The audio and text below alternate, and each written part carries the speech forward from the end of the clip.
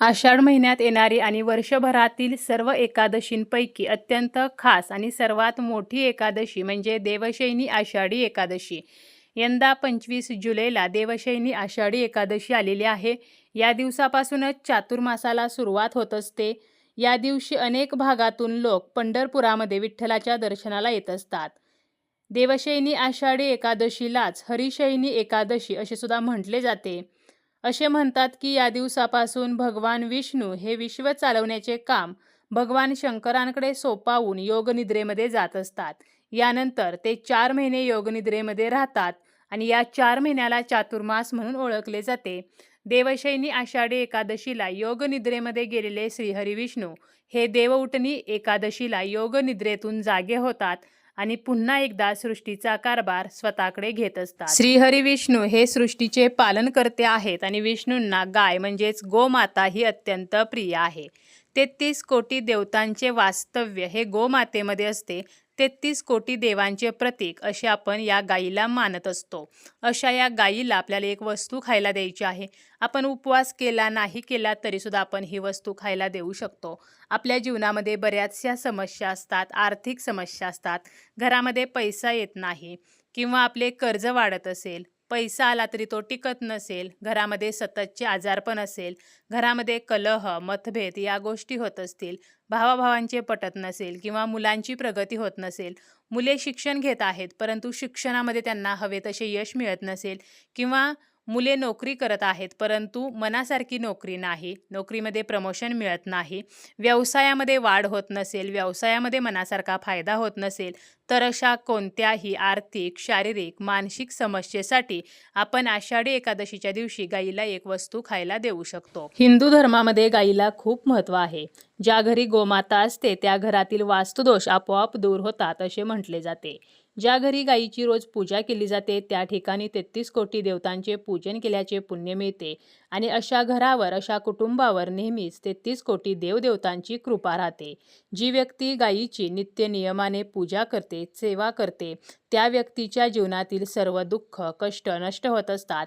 त्या व्यक्तीच्या जीवनातील आर्थिक समस्या गोमातेच्या कृपेने नष्ट होत असतात. गोमाता ही कामधेनू आहे. आपल्या मनातील इच्छा समजून ती आपल्या इच्छा पूर्ण करत असते. शास्त्रामध्ये सुद्धा गायीला खूप महत्त्व दिले गेलेले आहे. या गायीला आपल्याला आषाढी एकादशीच्या दिवशी एक वस्तू खायला द्यायची आहे आणि गायीच्या एका अंगाला स्पर्श सुद्धा करायचा आहे. गाय जी आहे तर ती वायुतत्वाचे प्रतीक आहे. त्याचप्रमाणे गाय जी आहे तर ती नैसर्गिक उपकाराची प्रतिनिधी आहे अशी मान्यता आहे. गोमाता ही विविध देवतांशी जोडलेली आहे.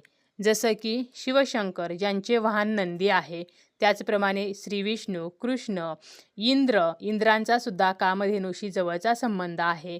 त्याचप्रमाणे देवींशी सुद्धा मातृत्वाच्या गुणधर्मामुळे ही गाय जी आहे तर ती जोडलेली आहे. ऋग्वेदाने गायीला अघन्या म्हटलेले आहे. त्याचप्रमाणे यजुर्वेद सांगतो की गाय ही अद्वितीय आहे. तर अथर्ववेदामध्ये गायीला संपत्तीचे घर म्हटलेले आहे. ही गोमाता ज्या ठिकाणी बसून आराम करते त्या ठिकाणी कोणतीही वाईट शक्ती प्रवेश करत नाही. होम हवन, पूजापाठ यामध्ये सुद्धा गायीपासून बनवलेल्या पंचगव्याचा वापर केला जातो. गायीच्या शेणामध्ये माता लक्ष्मीचे वास्तव्य असते तर गोमूत्रामध्ये गंगेचे वास्तव्य असते. गायीच्या शेणकुटाचा फक्त धूर केल्यामुळे सुद्धा वातावरणातील नकारात्मकता नष्ट होऊन वातावरण शुद्ध होत असते. गायीच्या गळ्यामध्ये घंटा बांधली तर 33 कोटी देवतांची आरती केल्याचे पुण्य मिळते. एवढे महत्त्व या गायीला आहे आणि अशा गायीला आपल्याला एक वस्तू खायला द्यायची आहे. आपण आषाढी एकादशीच्या दिवशी लवकर उठायचं आहे, स्नान करायचं आहे. स्नान करताना अंघोळीच्या पाण्यामध्ये थोडेसे गंगाजल किंवा चिमूटभर हळद किंवा चमच्याभर कच्चे दूध टाकायचे आहे. आपल्याकडे गोमूत्र असेल तर 4 थेंब गोमूत्र टाकून त्या पाण्याने आपल्याला स्नान करायचं आहे. कोणतीही व्यक्ती गायीला ही वस्तू खायला देऊ शकते. महिला असेल, पुरुष असेल किंवा मुले असतील. मुले जी आहेत तर ती जर अभ्यासामध्ये मागे असतील किंवा आपली मुले सतत हट्टीपणा करत आहेत, किरकिरेपणा करत आहेत, लहान जी मुले आहेत तर ती सतत चिडचिडेपणा करत असतात, किरकिरेपणा करत असतात आणि आपल्याला कळत नाही की आपली मुले चिडचिड का करत आहेत. तर अशा वेळेला आपल्या लहान मुलांच्या हातून सुद्धा आपण ही वस्तू गायीला खायला देऊ शकतो. आपल्या घरी गाय असेल किंवा गोशाळेमध्ये जाऊन किंवा आजूबाजूला गाय असेल तर त्या गायीला आपण ही वस्तू खायला देऊ शकतो. आता ही वस्तू गाईला खायला देण्या अगोदर आपल्याला त्या गाईची पूजा करायची आहे. गाईच्या पायावरती पाणी ओतायचं आहे. पायावरती हळदी-कुंकू लावायचं आहे. कपाळावरती हळदी-कुंकू लावायचं आहे आणि यानंतर आपण आपल्या समस्येनुसार वस्तू जी आहे तर ती गाईला खायला द्यायची आहे. त्यानंतर आपली जी इच्छा आहे तर ती गाईच्या कानामध्ये सांगायची आहे. यामुळे आपल्या मनोकामना पूर्ण होत असतात. आपली मुले जी आहेत तर त्यांच्या बुधग्रहाची जर स्थिती सुधारली तर मुलांची स्मरणशक्ती सुधारते. मुलांचा हट्टीपणा कमी होतो. त्यामुळे आपल्या मुलांसाठी जर आपल्याला हा उपाय करायचा असेल, मुलांची स्मरणशक्ती सुधारण्यासाठी, त्यांच्या प्रगतीसाठी उपाय करायचा असेल, तर मुलांच्या हातून या दिवशी गाईला आपल्याला मूठभर हिरवा चारा खायला द्यायचा आहे. आपली बऱ्याच दिवसापासून काही कामे अडकलेली आहेत. काही जी कामे आहेत, की काही केल्या ती पूर्णच होत नाहीत.